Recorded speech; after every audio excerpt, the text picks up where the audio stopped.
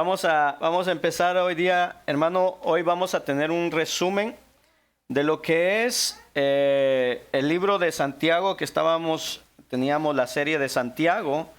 Hoy vamos a hacer un resumen del capítulo 1 y capítulo 2, ya que para que podamos refrescar lo que habíamos estudiado y así pues el próximo domingo poder retomar verdaderamente la serie como la llevábamos. Entonces vamos a empezar el día de hoy con este repaso y vamos a refrescar, amén, esta enseñanza. Quiero que abra su Biblia ahí en el libro de Santiago, y vamos a tener una lectura un poco larga. Santiago capítulo 1, del versículo 1 al 27, y luego Santiago 2, capítulo 2, versículo 1 al 13, amén. Y retomamos ahora también la lectura y dejamos a nuestro hermano Oscar, que él va a tener la lectura del día de hoy, amén.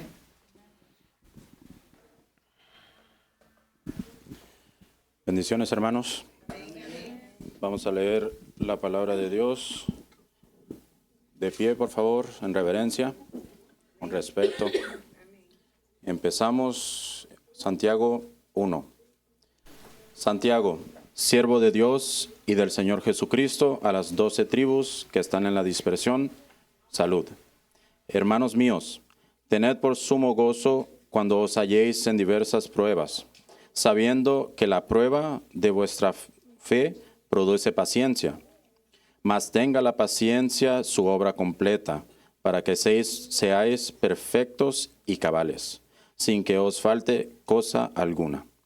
Y si alguno de vosotros tiene falta de sabiduría, pídala a Dios, el cual da a todos abundantemente y sin reproche, y le será dada. Pero pida con fe, no dudando nada, porque el que duda es semejante a la onda del mar, que es arrastrada por el viento y echada de una parte a otra. No piense, pues, quien tal haga, que recibirá cosa alguna del Señor. El hombre de doble ánimo es inconstante en todos sus caminos. El hermano que es de humilde condición, gloríese en su exaltación, pero el que es rico en su humillación, porque él pasará como la flor de la hierba. Porque cuando sale el sol con calor abrasador, la hierba se seca, su flor se cae y perece su hermosa apariencia. Así también se marchitará el rico en todas sus empresas. Bienaventurado el varón que soporta la tentación, porque cuando haya resistido a la prueba, recibirá la corona de vida que Dios ha prometido a los que le aman. Cuando alguno es tentado, no diga que es tentado de parte de Dios, porque Dios no puede ser tentado por el mal, ni él tienta a nadie, sino que cada uno es tentado cuando su propia concupiscencia es atraído y seducido. Entonces la concupiscencia, después que ha concebido, da a luz el pecado, y el pecado, siendo consumado, da a luz la muerte. Amados hermanos míos, no erréis. Toda buena dádiva, todo don perfecto, desciende de lo alto, del Padre de las luces, en el cual no hay mudanza ni sombra de variación. Él, de su voluntad, nos hizo nacer por la palabra de verdad, para que seamos primicias de sus criaturas. Por esto, mis amados hermanos, todo hombre sea pronto para oír, tardo para hablar, tardo para irarse, porque la ira del hombre no obra la justicia de Dios.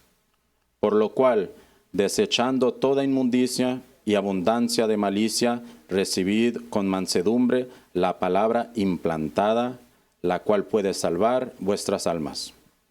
Pero sed hacedores de la palabra, y no tan solamente oidores, engañándoos a vosotros mismos. Porque si alguno es oidor de la palabra, pero no hacedor de ella, este es semejante al hombre que considera en un espejo su rostro natural, porque él se considera a sí mismo y se va y luego olvida cómo era. Mas el que mira atentamente en la perfecta ley, la de la libertad, y persevera en ella, no siendo oidor olvidadizo, sino hacedor de la obra, éste será bienaventurado en lo que hace. Si alguno se cree religioso entre vosotros y no refrena su lengua, sino que engaña su corazón, la religión del tal es vana.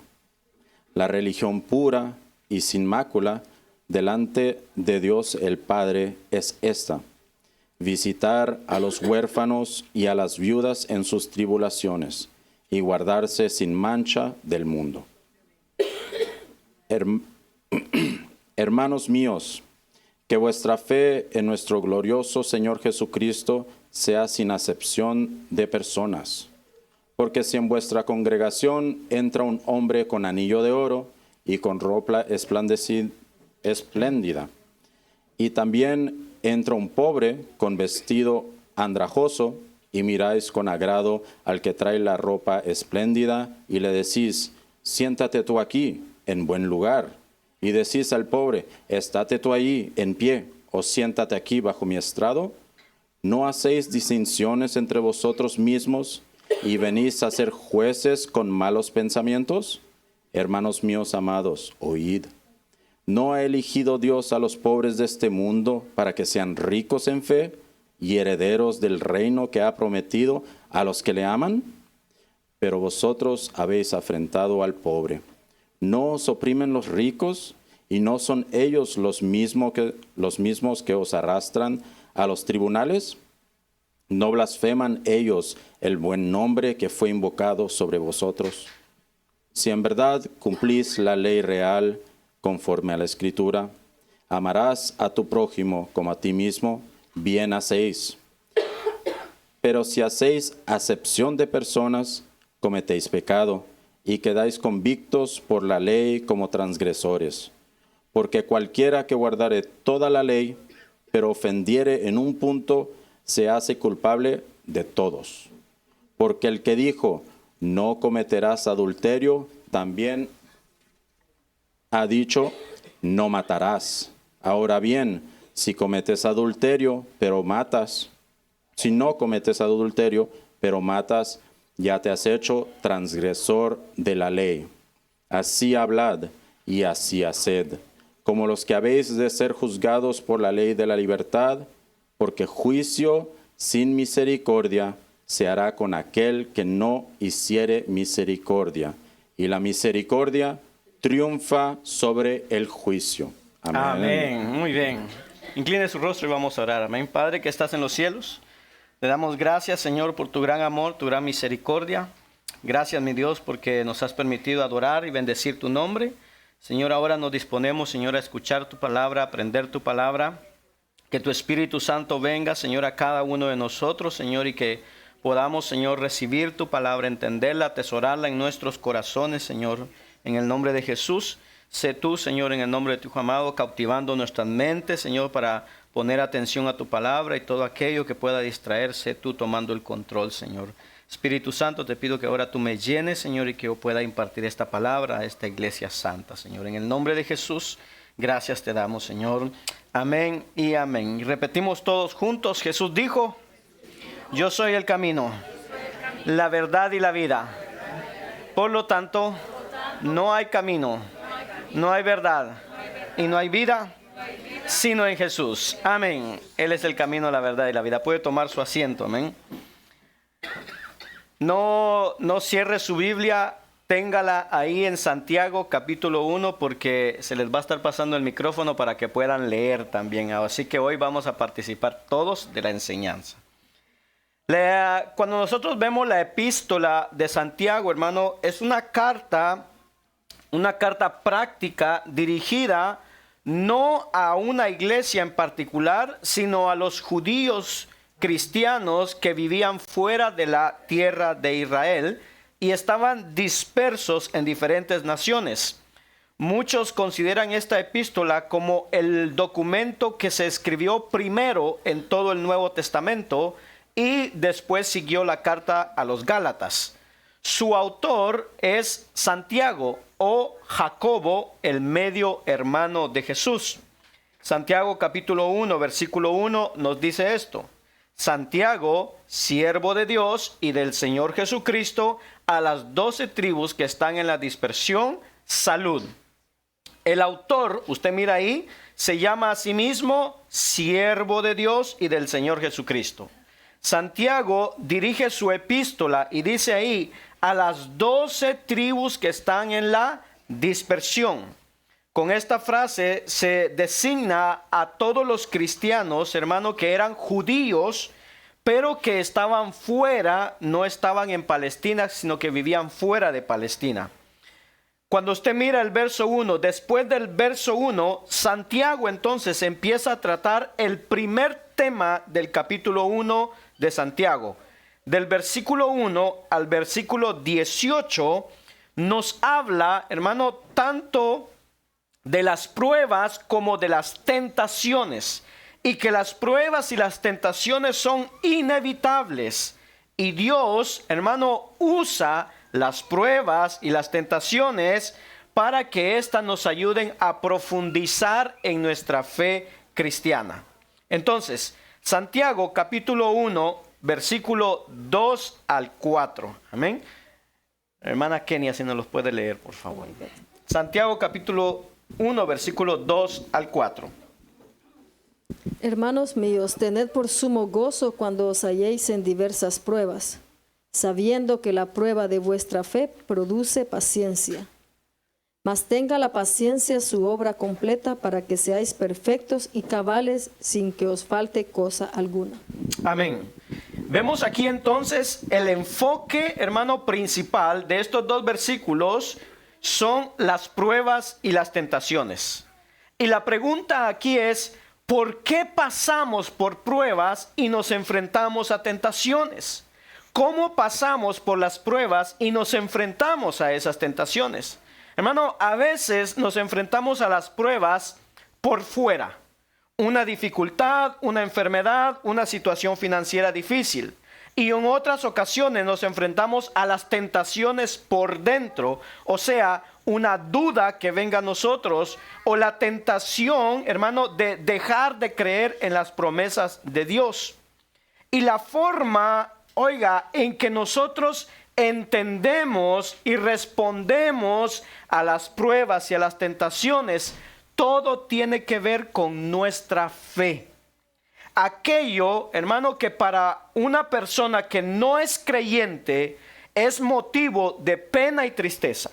Aquella persona de afuera que está pasando por prueba, por dificultades, para ellos es una pena y una tristeza. Santiago dice que para el creyente, en el verso 2, las pruebas y las tentaciones deben de ser un motivo de gozo para nosotros. ¿Quién se goza en las pruebas? ¿Nadie? ¿Algún valiente? Bueno, de manera entonces, hermano, que podemos encontrar algunas verdades que afectan la forma en que entendemos y respondemos a las pruebas. Número 1, entonces, punto número 1. Dios es soberano en nuestras pruebas. Santiago nos dice que las pruebas nunca están fuera del control de Dios. Cada prueba por la que pasamos está bajo el control, bajo su soberanía. Y esa prueba logra sus propósitos. Dios logra sus propósitos a través de esas pruebas. Hermano, probablemente no nos guste mucho este versículo de que nos gocemos en medio de las pruebas. Probablemente no nos guste. Pero este es uno de los pasajes más profundos y cruciales para una vida cristiana madura y auténtica. Hay una enseñanza falsa, una enseñanza blasfema muy presente hoy día en las iglesias que dice que Dios nunca quiere que usted esté enfermo o que sea pobre. Y que usted entonces debe de nombrar y reclamar salud y riqueza. Y aquí Santiago está escribiendo, hermano, a una comunidad de cristianos. No son incrédulos, son cristianos a quienes Santiago les está escribiendo. Cristianos que están siendo perseguidos, que están en pobreza, que están, hermano, pasando por dificultades, y Santiago les dicen que todo eso lo consideren un gozo. Amén. Cuando Santiago dice, hermano, que la prueba, la dificultad, lo tengamos por sumo gozo, se trata de un mandato, o sea, es algo que nosotros debemos de hacer. Es un verbo que se dirige a cómo pensamos. Hermano, no se trata de un sentimiento. Las pruebas no nos hacen reír necesariamente.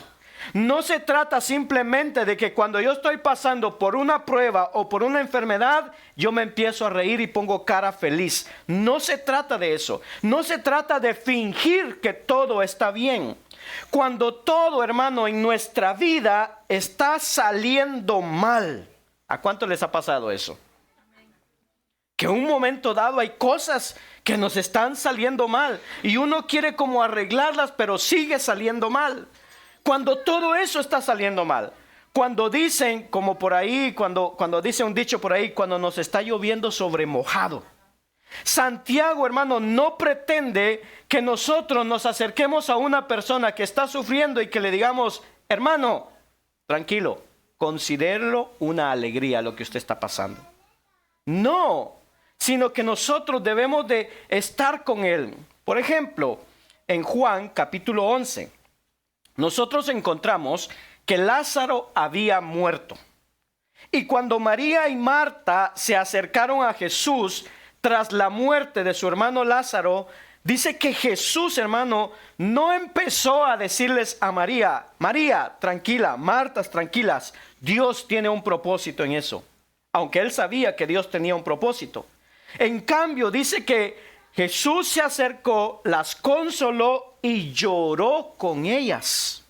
Juan 11:35 dice que Jesús lloró. Entonces tenemos que darnos cuenta de que las pruebas, hermano, no son alegres en sí mismas, pero pueden llegar a serlo cuando nos damos cuenta que esas pruebas están bajo la autoridad de un Dios soberano que está cumpliendo sus propósitos a través de esas pruebas. ¿Qué es lo que están logrando las pruebas en nuestra vida? Porque podríamos preguntarnos, ¿de qué me puede servir esta prueba, esta enfermedad? Bueno, en los versos 3 y 4, Santiago comienza a enumerar las formas en que Dios utiliza las pruebas en nuestras vidas y continúa hasta el verso 12, donde dice que pone un broche de oro en esta sección, mencionando de nuevamente las pruebas. Dios está animando, hermano, a todos los creyentes, a nosotros, a aceptar las dificultades. Oiga, no tanto por lo que son, sino por lo que Dios logra soberanamente a través de las pruebas. ¿Qué logra Dios a través de las pruebas a nuestras vidas? Letra A. Aprendemos a crecer a su semejanza, a parecernos más a Dios. Mire lo que nos dice el verso 3. Sabiendo que la prueba de vuestra fe produce, ¿qué dice? Paciencia. O sea, la prueba en su fe desarrolla la paciencia que debe terminar su trabajo en usted. ¿Para qué? Versículo 4. Mas tenga la paciencia su obra completa. ¿Qué dice? Para que seáis perfectos y cabales. ¿Y qué más? Sin que os falte cosa alguna. Hermano, escuche, en las pruebas experimentamos un crecimiento en la piedad como no se conseguiría de ninguna otra manera. Si nuestra meta como cristianos o como, hermano, en la vida, si nuestra meta es tener una vida agradable, una vida fácil, una vida sin preocupaciones, que todo salga según usted lo ha planeado, si ese es su objetivo, entonces las pruebas nunca van a ser una alegría para usted. Pero cuando nosotros ponemos nuestra mirada por encima de las cosas del mundo y entonces fijamos nuestros ojos en Dios, en el conocimiento de Él, entonces las pruebas serán un gozo para cada uno de nosotros. y nos enseñarán a confiar en Dios, a amar a Dios y a conocerlo aún más a Él. Letra B. ¿Qué más nos enseñan las pruebas? Aprendemos a confiar en la sabiduría de Dios. Versículo 5.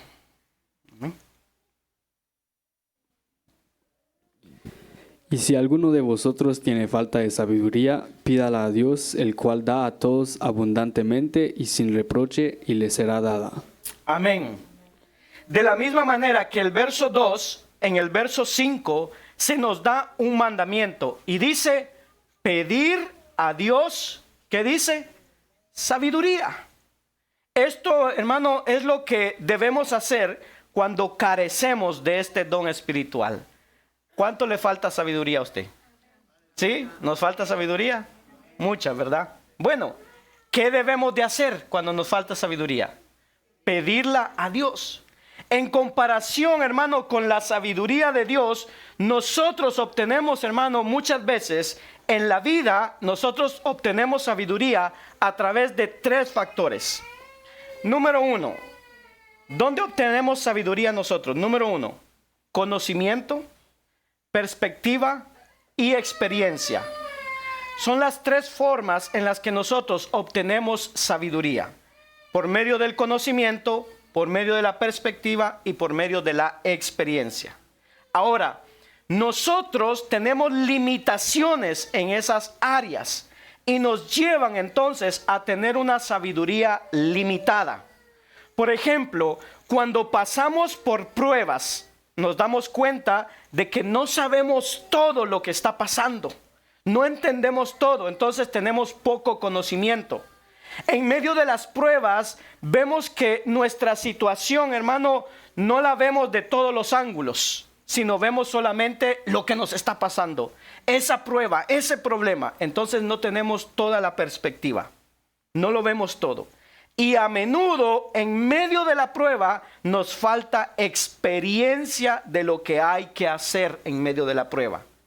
Pero cuando nosotros vemos a Dios, Dios en cambio, hermano, la palabra nos dice que Él posee todo el conocimiento, que Él tiene una perspectiva eterna.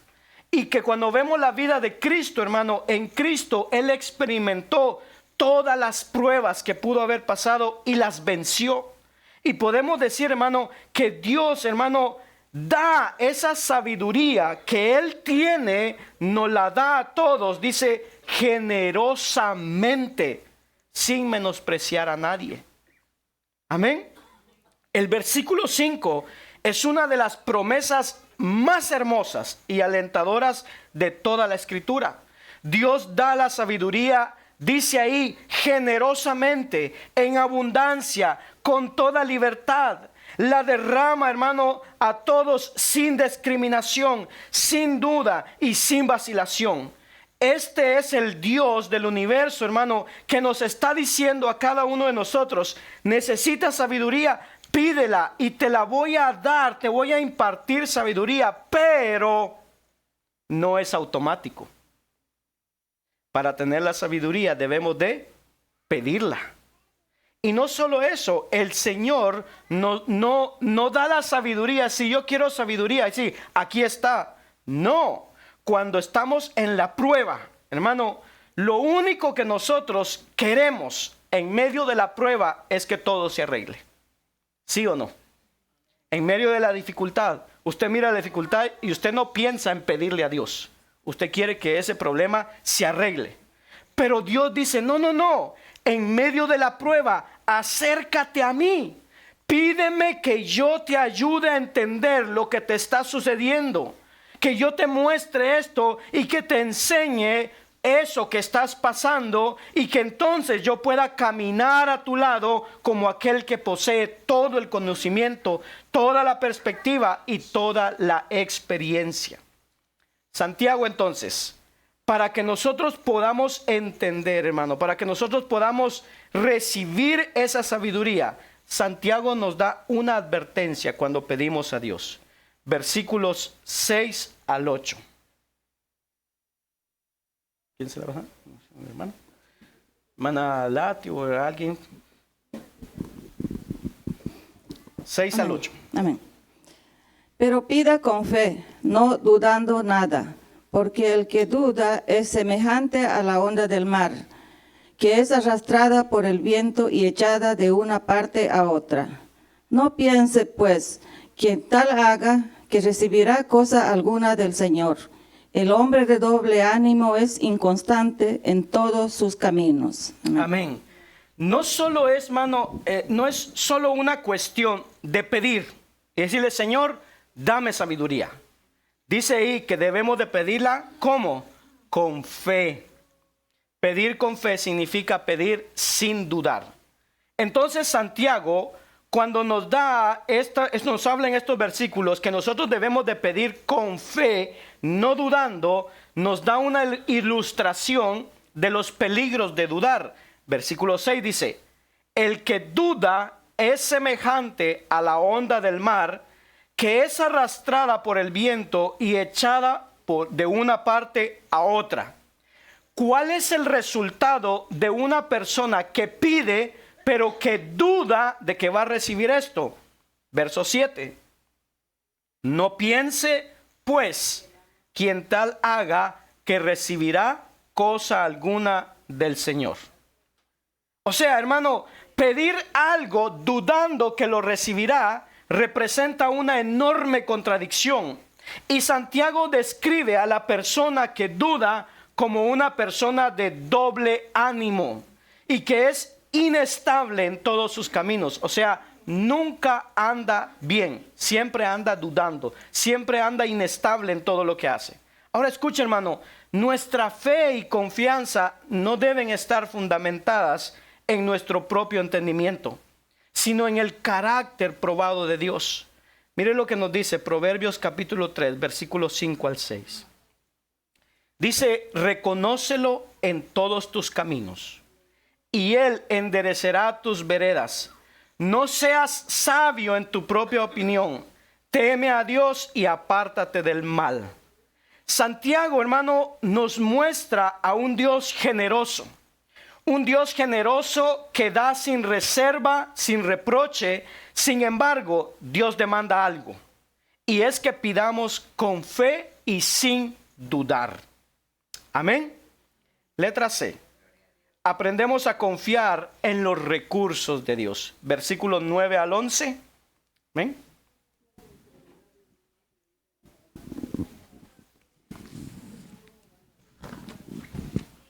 Ay, se me perdió.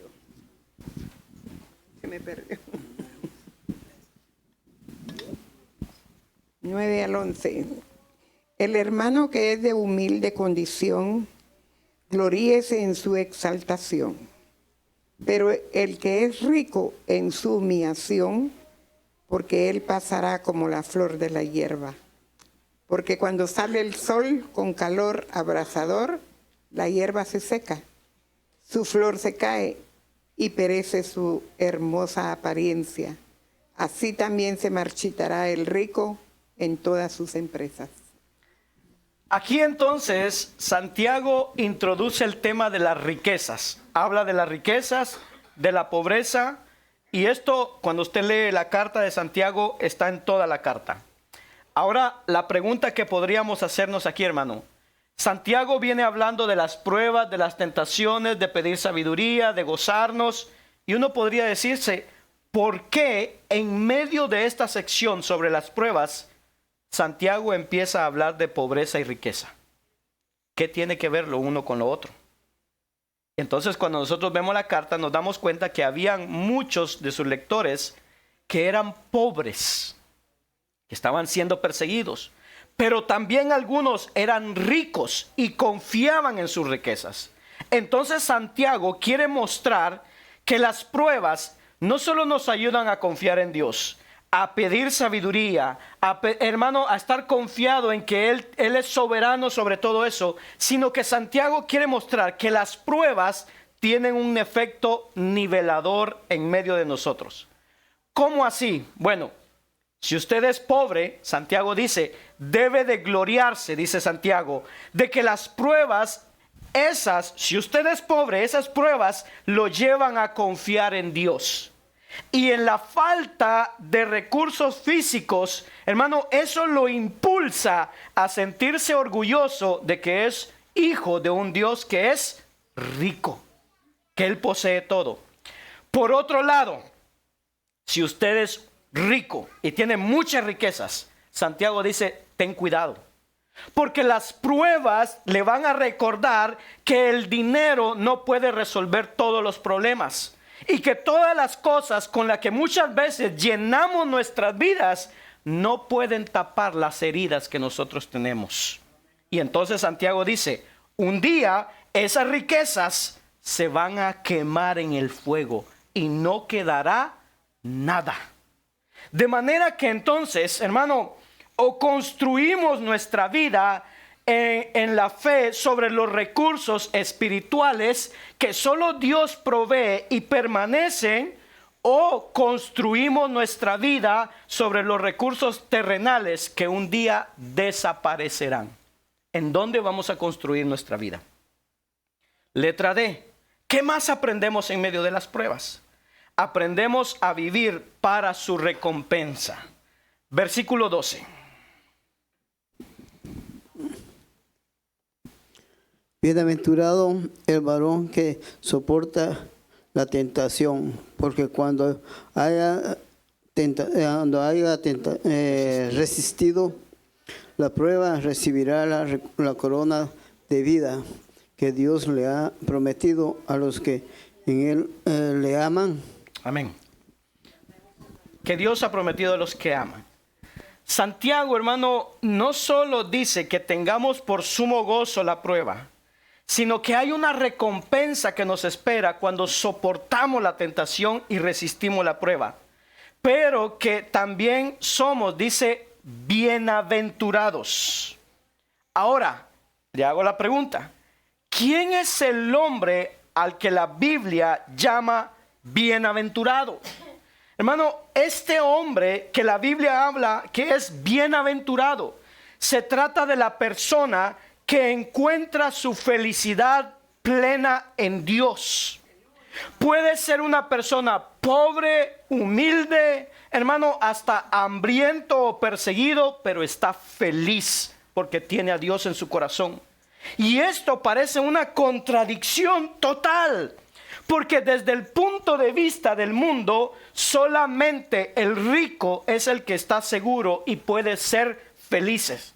Pero la Escritura dice que el hombre que persevera, que soporta bajo la prueba, es bienaventurado, es feliz, es dichoso.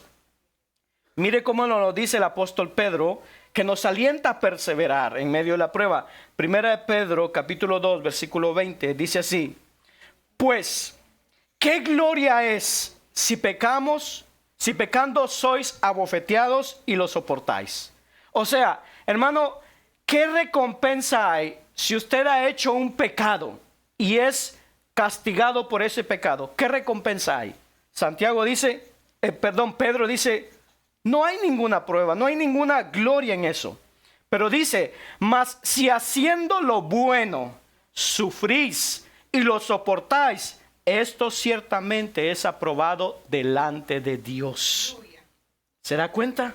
O sea, que cuando yo hago algo malo y soy castigado, bueno, pues esa es la recompensa de haber hecho algo malo. Pero cuando no he hecho nada malo y paso por dificultades y lo soportamos, dice Pedro, esto ciertamente es aprobado delante de Dios. Quiere decir que cuando soportamos somos aprobados delante de Dios.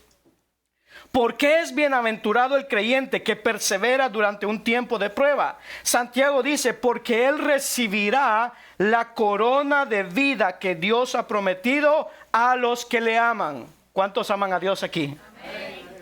Usted recibirá la corona de vida, pero debe de perseverar en la prueba. Y eso no nos gusta. Hermano, así como en una carrera, oiga, cuando están los que van a correr, en esa carrera, nadie recibe el premio hasta haber terminado la carrera. De la misma manera, una vez terminada la prueba, Santiago dice, el creyente recibirá la corona de vida. Juan le escribe a la iglesia de Esmirna en Apocalipsis 2:10 y le dice: no temas en nada de lo que vas a padecer. He aquí, el diablo echará a alguno de vosotros en la cárcel para que seáis probados y tendréis tribulación por 10 días. ¿Qué dice? Sé fiel hasta la muerte y yo te daré la corona de la vida. Ahora, escuchen, hermano. Nosotros no podemos ganarnos la corona de la vida, porque Dios la da gratuitamente. Pero Dios pide que pongamos toda nuestra confianza en Él y lo amemos a Él de todo corazón. La corona de la vida en realidad es un símbolo para recibir la gloriosa recompensa de la vida eterna. Al final de las pruebas, al final de todo, hermano, lo que pasemos, Dios nos encontrará con la vida eterna. De manera que, hermano, debemos de considerar las pruebas como una alegría. ¿Por qué? Porque las pruebas nos recuerdan que estamos viviendo para una recompensa que está por venir, la corona de la vida. Mire cómo nos lo dice Pablo, capítulo 2 Corintios, capítulo 4, versículo 17. Pablo lo dice así: porque esta leve tribulación momentánea produce en nosotros un cada vez más excelente y eterno peso de gloria, no mirando nosotros las cosas que se ven, sino las que no se ven, pues las que se ven son temporales, pero las que no se ven son eternas, y esas son las que nos esperan. Punto número 2, entonces terminamos con las pruebas, las tentaciones, y entramos al punto número 2, versículo 13 al 15 del capítulo 1. Amén. Gracias. Cuando alguno es tentado, no diga que es tentado de parte de Dios, porque Dios no puede ser tentado por el mal, ni Él tienta a nadie, sino que cada uno es tentado cuando de su propia concupiscencia es atraído y seducido. Entonces la concupiscencia, después que ha concebido, da a luz el pecado. Y el pecado, siendo consumado, da a luz la muerte. Amén. Punto número 2, entonces, hermano, somos responsables de nuestras tentaciones. Vemos entonces, hermano, que Dios, es soberano en nuestras pruebas. Por lo tanto, estas pruebas pueden ser una alegría. Pero Santiago quiere protegernos de algo. Dios en su soberanía pondrá a prueba la fe de su pueblo. Y lo hará, hermano, para nuestro bien. Pablo nos dice que todas las cosas nos ayudan a bien. Romanos 8:28. Pero debemos de tener cuidado de no dar el siguiente paso. Y es que en medio de las pruebas, en nuestras mentes, empecemos a asumir que Dios entonces nos tienta para alejarnos de Él. Toda prueba, oiga bien, toda prueba trae consigo la tentación. Cuando nos enfrentamos a dificultades económicas, hermano, nos sentimos tentados a desconfiar de la provisión de Dios. Y entonces empezamos a hacer cosas para empezar a suplir esa dificultad económica. Cuando alguien querido muere, estamos tentados a cuestionar el amor de Dios. Cuando experimentamos un sufrimiento injusto, porque todos aquí nos creemos justos, y cuando algo nos pasa, decimos eso es injusto. Entonces, cuando experimentamos un sufrimiento injusto, suele surgir en nosotros la inclinación a cuestionar la justicia de Dios. Pero debemos entender esto: el Señor puede probarnos, pero de acuerdo al versículo 13 de Santiago 1, no nos tienta, ni puede hacerlo, ni lo hará. Nosotros somos responsables en las tentaciones. Letra A, mire cómo va esto: el origen del pecado. Entender quién es responsable en la tentación requiere entender cómo se origina el pecado. Santiago dice que Dios es perfectamente impecable. Todo en Él, todo en Dios se resiste al pecado. El mal no está en Dios, está alejado de Él, no está en Él. El Señor conoce el pecado, pero no está contaminado por el pecado. De manera que en ningún momento, hermano, podemos culpar a Dios por la tentación y el pecado. Entonces, ¿quién es el responsable? Porque cuando viene la tentación dice, ay, Dios me puso esta tentación. Para responder a esta pregunta, Santiago hace algo que hacemos mucho nosotros con el teléfono. Tomarnos una foto. Una selfie. ¿Cuántos le han tomado selfies aquí? A algunos les encanta tomarse selfies. ¿Qué es lo que hace Santiago? Versículo 14. Sino que cada uno es tentado cuando de su propia concupiscencia. ¿Qué es la concupiscencia? La pasión que hay en nosotros. Cuando de su propia pasión es atraído y seducido. Cuando yo estoy atraído, hermano, o yo caigo en pecado, dice, ay, caí, volví a fumar. Ay, caí, volví a tomar. Y le echamos la culpa a Dios. No. De tu propia pasión, de lo que hay dentro de ti. De eso es atraído y seducido. Después Santiago nos dice que Dios no nos tienta a pecar. Y la conclusión, hermano, que muchas veces nosotros mismos sacamos es entonces, cuando caigo en la tentación, es el diablo. ¿Sí o no? El diablo, él me tienta para que yo peque. Pero no es así. La responsabilidad de la tentación y el pecado recae directamente sobre nosotros. Esto, hermano, porque nuestros deseos pecaminosos internos nos llevan a ceder a la tentación. Usted recuerda el pasaje que leyó la hermana Lati ahorita en Génesis, cuando dice que Caín estaba y que se enojó con su hermano y lo mató, y después Dios le pregunta, ¿por qué estás triste? Bueno, antes de que lo matara, cuando él ofrece su ofrenda y no acepta la ofrenda, entonces dice que Caín se entristeció y Dios le pregunta, ¿por qué estás triste? ¿Por qué estás con el semblante decaído? Y entonces Dios le dice a Caín, ¿sabes? El pecado está a la puerta y toca, pero tú debes dominarlo. El pecado está a la puerta de cada uno de nosotros. La decisión está ¿en dónde? En nosotros. La responsabilidad de la tentación y el pecado recae directamente sobre nosotros. Y es porque esos deseos están adentro de nosotros. Hermano, no podemos culpar a nadie más por nuestro pecado. Ahora bien, eso no significa que Satanás no esté involucrado en las tentaciones del mundo. Y eso lo veremos después en Santiago 4:7. Santiago lo va a aclarar ahí. Pero hermano, que Dios nos ayude a entender que en un mundo en donde siempre estamos tratando de evadir nuestras responsabilidades del pecado, queremos echarle la culpa a otros o culpar a nuestra educación, a nuestros amigos, a nuestra familia, a nuestro gobierno, a nuestra condición, a cualquier otra cosa que se nos ocurra del pecado que cometemos. Le echamos la culpa a mundo y reimundo, pero menos nosotros. Nosotros somos inocentes. Esto no significa, hermano, que lo que hayamos vivido no nos afecte a todos de diferente manera.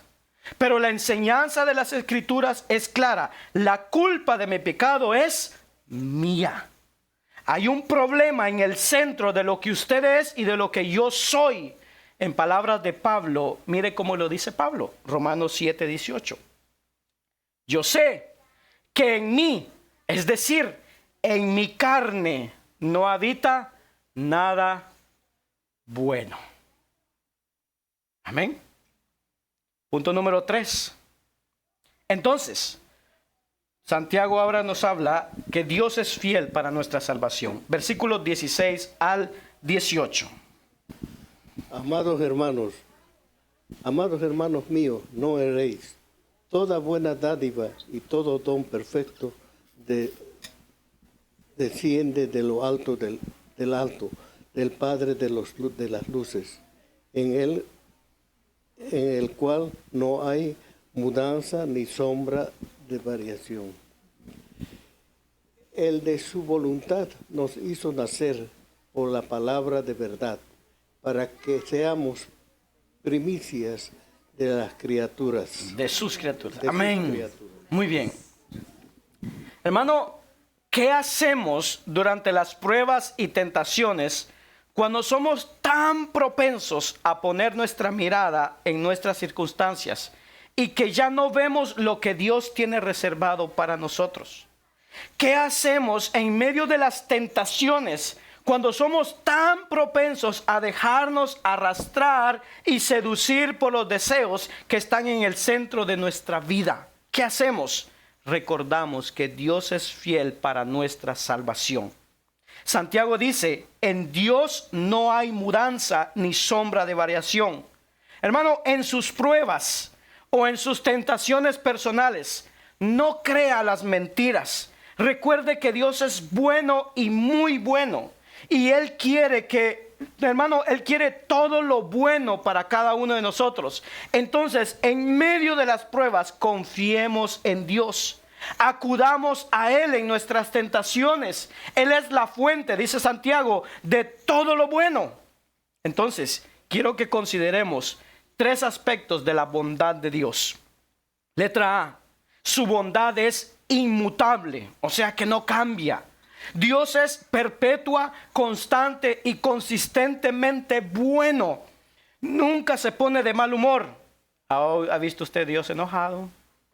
Nunca se pone de mal humor.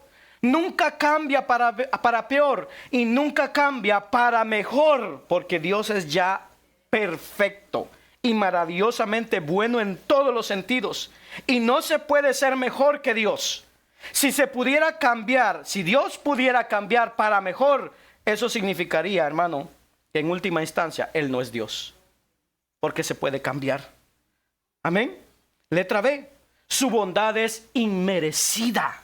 El versículo 18 dice que Dios nos eligió por su propia voluntad. Él nos hizo nacer por la palabra de verdad. O sea, Dios nos ha dado una nueva vida basada no en nuestras obras, no en lo bueno que somos, sino en su gracia. Por pura gracia. Él nos eligió para darnos nacimiento. Dice que eligió tomar su palabra y escribirla en nuestros corazones. Hermano, nuestros corazones que son pecadores hasta lo más profundo de nuestro ser. Pero escuche esto. Este es el evangelio, el mensaje del cristianismo. Todo lo bueno que hay en usted se debe a la bondad inmerecida de Dios hacia usted. Dios es la fuente de todo lo bueno que hay en nosotros. Si no fuera por Él, todo en nosotros sería malo, absolutamente malo. Entonces necesitamos su bondad inmerecida para cambiarnos, oiga, de adentro hacia afuera. Letra C, su bondad no tiene fin. Dice Santiago que somos las primicias de sus criaturas. Esto de las primicias implica la idea de un anticipo de lo que está por venir.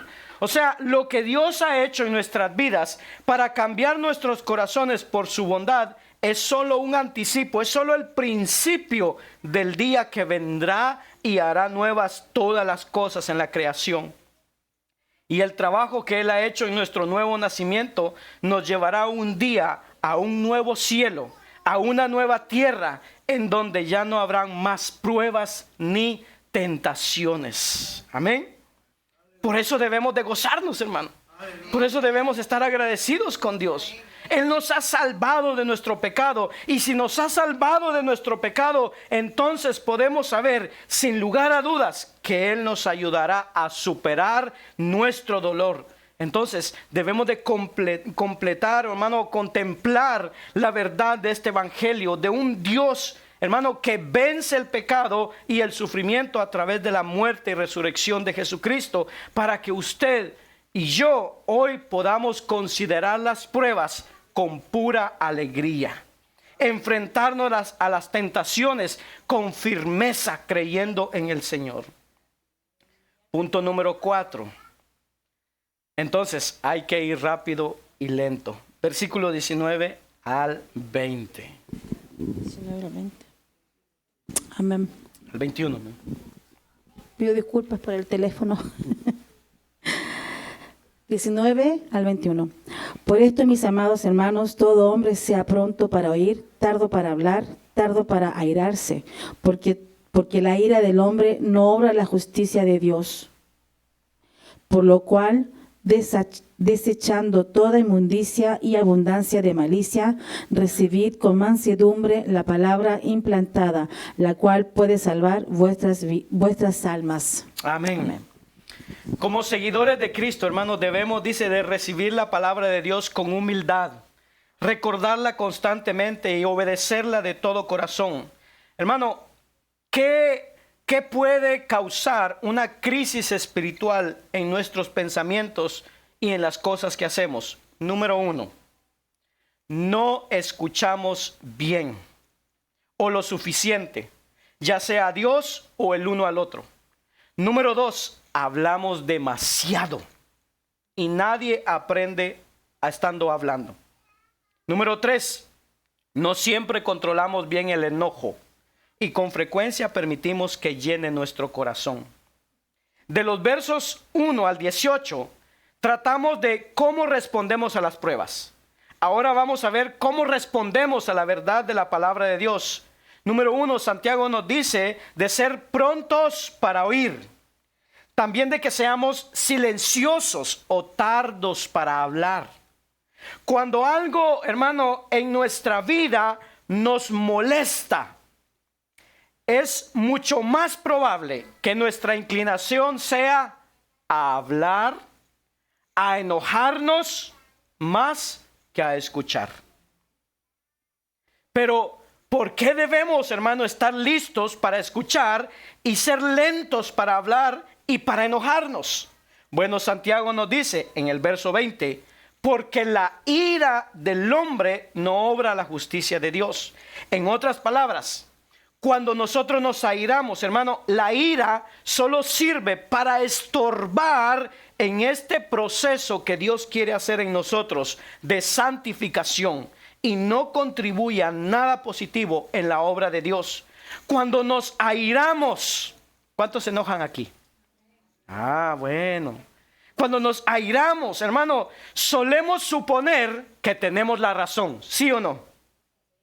Yo me enojo y yo tengo la razón. Que todo está de nuestro lado, que nosotros tenemos todo de nuestro lado, que la situación que estamos viviendo es intolerable y que debe de cambiar. Y cualquier medida que nos propongamos para cambiarla es buena. Cuando nos airamos, no tenemos ojos para ver los propósitos de Dios en lo que estamos pasando. No somos capaces de escuchar lo que Dios nos quiere decir o lo que otros nos puedan decir, porque entonces la ira nos ciega y nos ensordece, porque estamos enojados. Por eso hay una profunda rivalidad entre el enojo y la obra que Dios quiere hacer en nuestras vidas por medio del Espíritu Santo. Por eso Santiago nos dice en el verso 21, dice, por lo cual, desechando toda inmundicia y abundancia de malicia, oiga lo que tenemos nosotros, recibid con mansedumbre la palabra implantada, la cual puede salvar vuestras almas. Lo que se supone que debemos hacer y lo que se necesita para estar listos para escuchar y ser lentos para hablar y enojarnos es, número 1, dejemos a un lado la inmundicia. Número 2, dejemos a un lado la abundancia de malicia. ¿Por qué? Porque esto es lo que nos lleva a la impaciencia y a hablar, hermano, para descargar nuestra ira. Cuando hay esto en nosotros, inmundicia y malicia. Y la realidad, hermanos, es que nosotros somos lentos para oír, pero rápidos para hablar. Todo lo contrario. Y la realidad es que, hermanos, nosotros aborrecemos escuchar y estamos ansiosos por decir algo, por discutir. Y esto ha sido en el pueblo de Dios a lo largo de la historia. Muchas veces, en lugar de escuchar humildemente la palabra de Dios, nos resistimos a ella. El pueblo de Dios dice que rechazó a los profetas del Antiguo Testamento que proclamaron su palabra. Rechazaron a Jesús cuando habló las palabras del Padre. Y cuando Pablo empezó a predicar, también dice que lo rechazaron y que lo apedrearon y lo arrastraron fuera de la ciudad. Hermano, Dios ha plantado su palabra en nosotros y nuestros corazones encuentran vida en esta palabra. La palabra es como la sangre que fluye en nuestros corazones. Necesitamos la palabra. Hermano, que Dios nos ayude ahora en nuestros días, porque necesitamos esta palabra que es capaz, dice Santiago, de salvar nuestras vidas. Yo le hago una pregunta. ¿Anhela usted recibir la palabra de Dios? Si es así, es bueno. Hermano, debería ser una persona atesoradora y apreciada por la palabra. Que usted ame la palabra. Si no lo es, entonces, hermano, debe de rechazar la suciedad, la maldad y la mundanalidad que están haciendo que no ame la palabra que lo salva. Recibamos la palabra con humildad. Punto número 5. Versículos 22 al 25.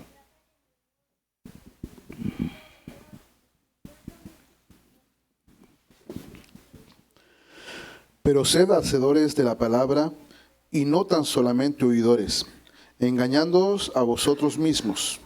Porque si alguno es oidor de la palabra, pero no hacedor de ella, este es semejante al hombre que considera en un espejo su rostro natural. Porque él se considera a sí mismo, y se va y luego olvida cómo era. Mas el que mira atentamente en la perfecta ley de la libertad y persevera en ella, no siendo oidor olvidadizo, sino hacedor de la obra, este será bienaventurado en lo que hace. Amén. Este versículo, cuando usted lee el versículo 25, habla del hombre que dice que mira atentamente en la ley perfecta. Usted ha visto, hermano, los niños cuando andan jugando, andan corriendo, pero de repente ellos miran algo en el suelo. ¿Se ha visto? Y que de repente van corriendo y miran algo y se detienen. Y empiezan a ver tal vez un insecto o algo, pero se detienen y se agachan hasta el suelo, hasta poner su cara a centímetros del suelo para mirar lo que ellos vieron. O sea, de más cerca. Del mismo modo, oiga, en medio del ajetreo de nuestras vidas, necesitamos detenernos durante el día para mirar la palabra, leer la palabra y estudiarla. Hermano, no se conforme con el plan de lectura que estamos llevando. El creyente debe de absorber la ley. Dice que da libertad y continúa haciéndolo, hermano, dándonos libertad. Santiago dice que este hombre es bienaventurado en lo que hace. Por otro lado, Santiago habla de un tipo de hombre que no recuerda la palabra. Y dice que es como alguien que se mira en el espejo, pero segundos después no podría ni siquiera reconocerse cómo era él. Se olvida de su aspecto. Usted, hermano, no debe de olvidarse de la palabra de Dios. Que esa palabra se aloje en su corazón y en su mente. Téngala siempre delante y recuérdela siempre. La gente dice, ay, es que no puedo memorizar versículos de la Biblia, la Escritura, no la puedo memorizar. Pero del chisme que le contaron el mes pasado, de eso sí se recuerda, ¿verdad? Y con lujo de detalles. De las canciones de Bad Bunny, de Karol G, las canciones de Luis Miguel. De esas sí se recuerda, ¿verdad? Si todo lo que hacemos, oiga bien lo que le voy a decir aquí, preste atención a esto. Si todo lo que hacemos es escuchar la palabra cuando nos reunimos para el culto el día domingo, entonces somos como este oidor que se engaña a sí mismo. Hermano, Nosotros aquí le damos el plan de lectura, le estamos incitando a que haga el discipulado, a que lea la palabra, que estudie la palabra. Al final, cada quien decide, pero decida lo que decida hacer. Dice que este oidor se engaña a sí mismo. Escuchamos y nos vamos, y luego para la cena todo se nos ha olvidado. ¿De qué sirve eso? Punto 6. La religión verdadera y aceptable. Versículo 26.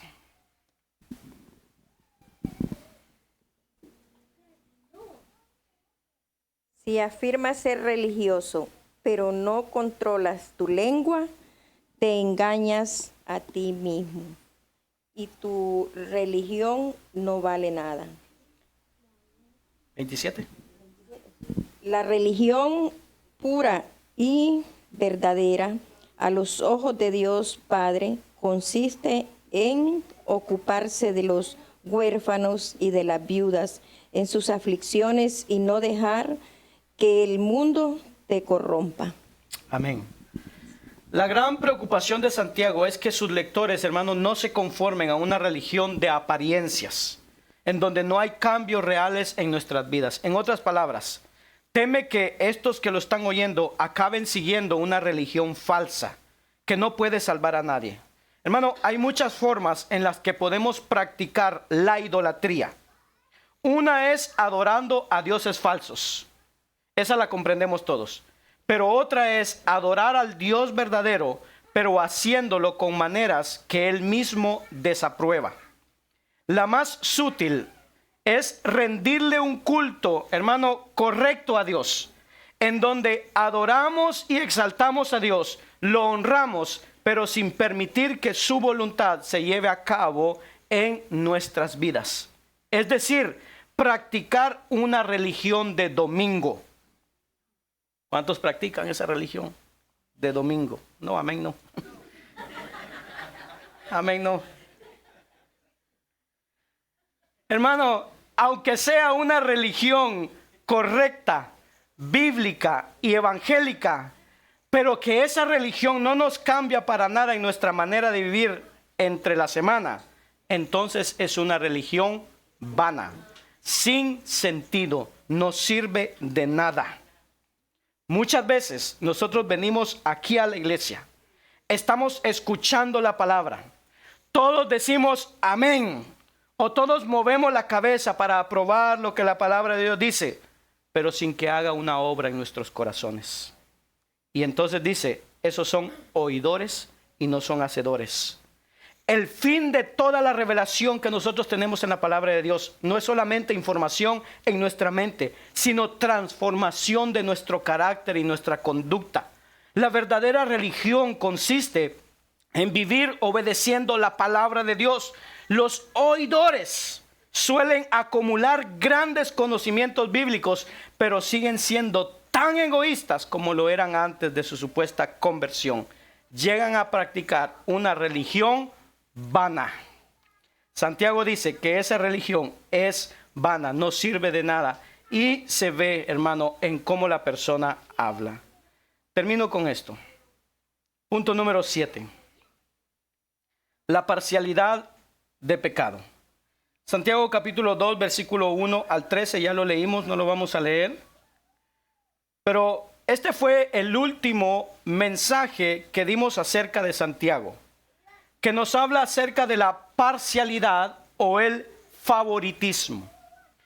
Hermano, la fe y el favoritismo son completamente incompatibles. La iglesia está muchas veces, la iglesia aquí en Santiago, cuando le habla, esta iglesia estaba favoreciendo a los ricos por encima de los pobres. Lo mismo que hace muchas veces el mundo. Al mundo le gusta honrar a los ricos y descuidar a los pobres. Santiago dice que la iglesia, hermano, debe de tener cuidado porque puede caer en este pecado, en la forma de actuar en el mundo, de que honra, respeta y trata bien a la persona que más le suele beneficiar. Mostrar favoritismo muchas veces está arraigado en nuestros corazones. es natural, hermano, que nosotros querramos atraer a los que nos benefician a nosotros, a los que nos caen bien.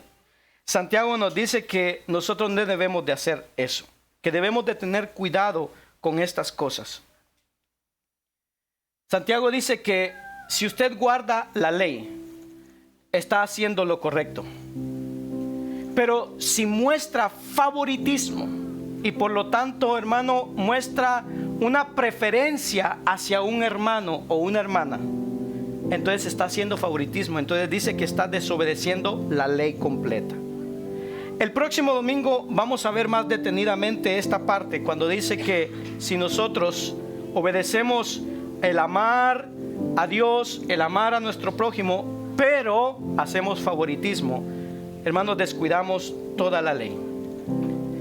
Pero nosotros debemos ser conscientes de que cuando nosotros hacemos eso, hay un juicio de parte de Dios. El versículo 12 y 13 de Santiago capítulo 2 nos dice esto: hablen y pórtense como quienes han de ser juzgados por la ley, que nos da libertad, porque habrá un juicio sin compasión para el que actúe sin compasión. La compasión triunfa en el juicio. Oiga cómo lo dice Santiago: hablen y pórtense como quienes han de ser juzgados por la ley, que nos da libertad, porque habrá un juicio sin compasión para el que actúe sin compasión. La compasión triunfa en el juicio. Ya que el favoritismo representa un pecado serio, Santiago nos recuerda de inmediato que hay un juicio divino, y nos invita a reflexionar sobre la importancia, hermano, dice Santiago, de ser coherentes entre lo que decimos y lo que hacemos. En resumen, nuestras palabras serán juzgadas, lo que nosotros decimos. Mire cómo Cristo lo dice en Mateo capítulo 12, versículo 36-37. Les digo lo siguiente: el día del juicio tendrán que dar cuenta de toda palabra inútil que hayan dicho. Oiga bien, las palabras que digas te absolverán o te condenarán. ¿Escuchó bien? Ponga atención. Les digo lo siguiente: el día del juicio, un día cada uno de nosotros nos vamos a presentar delante de Dios. Tendrán que dar cuenta de toda palabra inútil que hayan dicho. Las palabras que digas te absolverán o te condenarán. Eso debe hacer que cada uno de nosotros lo piense 2 veces antes de hablar, antes de enviar un mensaje texto, antes de publicar algo en las redes sociales. Debemos de tener cuidado. Hermanos, nosotros somos el reflejo de la misericordia de Dios. El mensaje del Evangelio es que todos necesitamos misericordia. Necesitamos la misericordia, Santiago dice, que triunfa sobre el juicio. Dios cumplió su justicia prometiendo que Jesús se sacrificara en la cruz del Calvario. De ese modo, usted y yo podemos recibir perdón y ser considerados justos a través de Cristo. Santiago está diciendo que usted, hermano, que cada uno de nosotros que hemos experimentado esa misericordia, ese perdón, debemos nosotros mostrar misericordia a los demás. La misericordia de Dios debe de desbordar en nuestras vidas. Así como hemos recibido misericordia, así debemos extenderla y darla a otros, tal como lo enseña Jesús. Marcos capítulo 6, versículo 14 al 15 dice: si ustedes perdonan a los otros sus ofensas, también su Padre Celestial los perdonará a ustedes. Pero si ustedes no perdonan a los otros sus ofensas, tampoco el Padre de ustedes les perdonará sus ofensas. Por eso Santiago dice que cuando no mostramos misericordia, como hemos recibido misericordia, esa religión no sirve de nada, es vana, no sirve. Y entonces estamos mostrando favoritismo. Póngase de pie, vamos a orar y vamos a darle gracias al Señor. Padre que estás en los cielos, te damos gracias, Señor, por tu amor, tu misericordia, tu bondad.